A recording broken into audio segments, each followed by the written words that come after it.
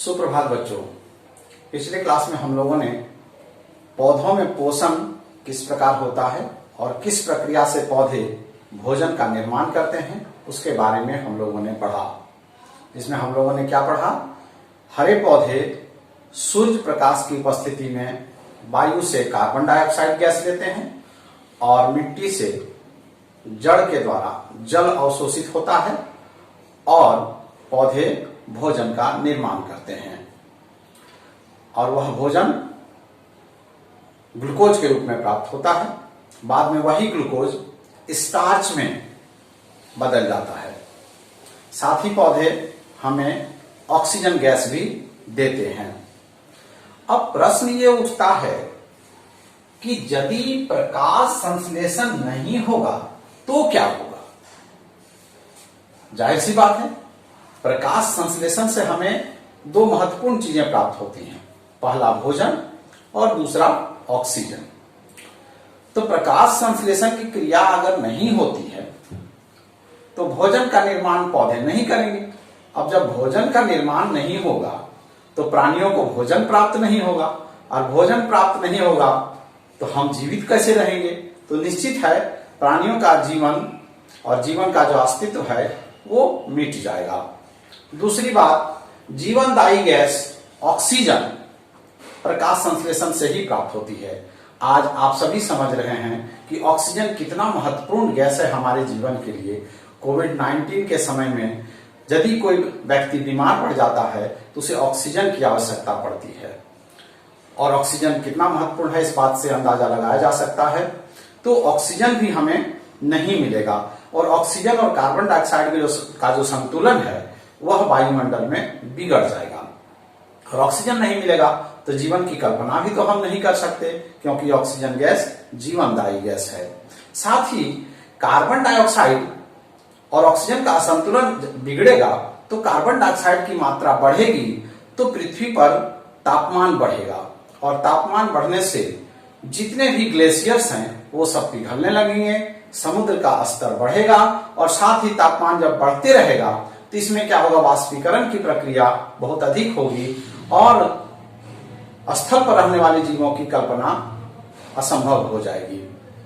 तो ये सब घटनाएं घटेंगी प्रकाश संश्लेषण की क्रिया यदि नहीं होती है। इसीलिए हमें चाहिए कि हमें वृक्ष लगाएं और हरा भरा धनबाद और देश को बनाएं। अब आगे बढ़ते हुए हम ये पता करते हैं कि क्या अन्य रंग वाले पौधे जिनके पत्ते अलग अलग रंगों के होते हैं क्या प्रकाश संश्लेषण करते हैं? हमने पढ़ा कि हरे पत्ते प्रकाश संश्लेषण करते हैं।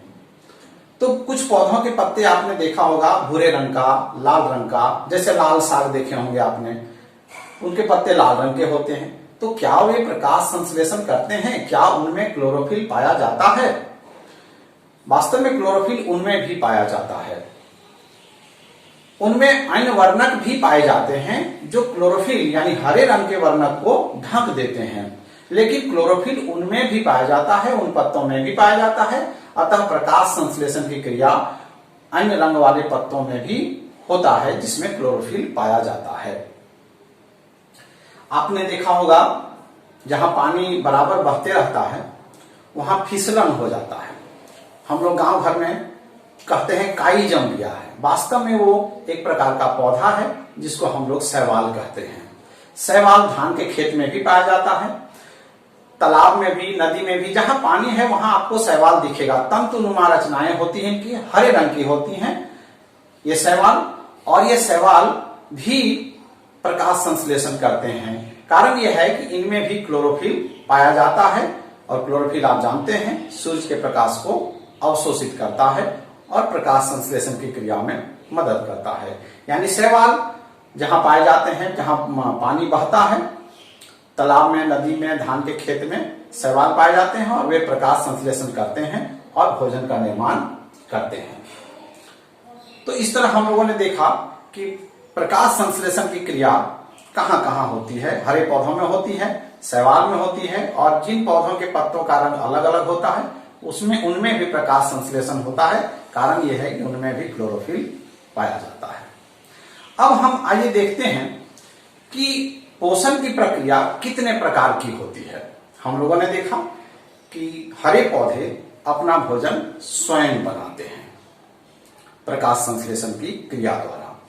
तो इस तरह हरे पौधे जो अपना भोजन स्वयं बनाते हैं, तो जो जीव अपना भोजन स्वयं बनाते हैं उनके पोषण की प्रक्रिया को स्वपोषण कहते हैं। अंग्रेजी में ऑटोट्रॉफिक न्यूट्रिशन कहा जाता है। स्वपोषण यानी इस प्रकार का पोषण जिसमें जीव अपना भोजन स्वयं बना लेते हैं, और ऐसे जीवों को स्वपोषी या ऑटोट्रोफ्स कहते हैं। और स्वपोषी कौन है? हरे पौधे स्वपोषी हैं। कारण यह है कि वे अपना भोजन स्वयं बना लेते हैं।